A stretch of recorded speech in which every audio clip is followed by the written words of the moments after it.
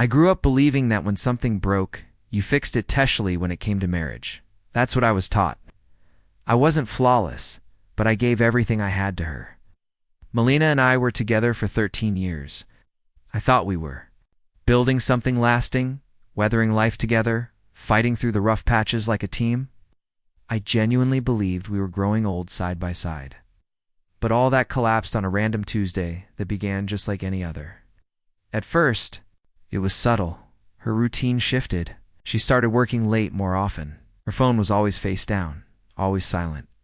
She laughed at messages she never shared, and there was a distance in our goodnight kisses that hadn't been there before.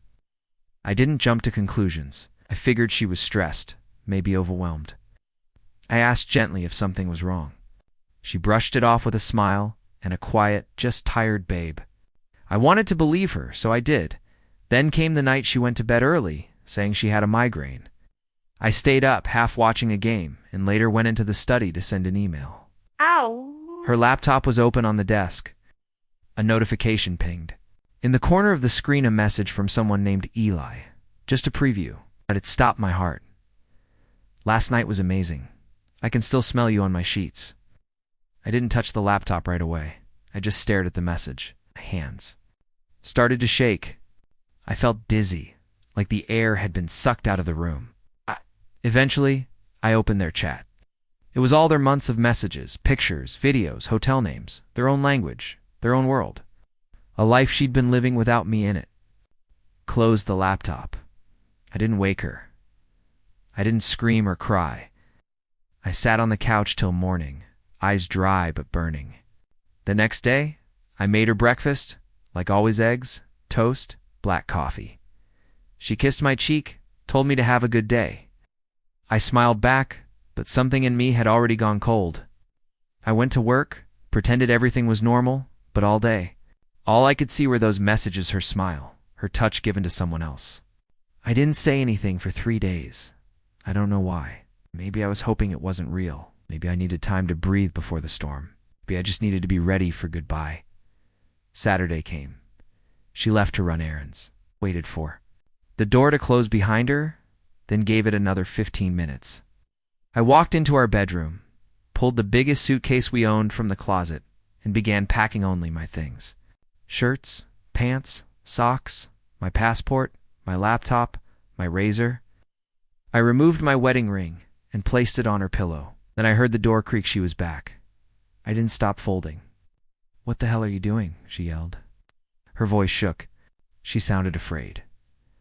That was new. I zipped up the suitcase. She stormed in. "Answer me. What are you doing? Why are you packing?" Still calm, I turned to her. "I know." She froze. Her mouth opened like she wanted to speak, but nothing came out at first. Just a soft, strangled sound. She looked everywhere but at me, desperate to make this anything but her fault. "Wait, just listen," she said. "It didn't mean anything?" I was confused. "You've been distant. Don't," I cut in, raising a hand. "Don't make it worse." Her eyes filled with tears. "You can't just leave. You're my husband. You should have remembered that before you let someone else into your bed." She stood there shaking. "Please, we can fix this. I'll end it. I'll do anything." But it was too late. Whatever connection we had, it was already gone. The woman pleading in front of me wasn't the person I'd built a life with. That version of her disappeared the moment she betrayed everything we were. I picked up my bag and walked to the door. "Don't you dare walk out on me like I'm nothing," she cried behind me.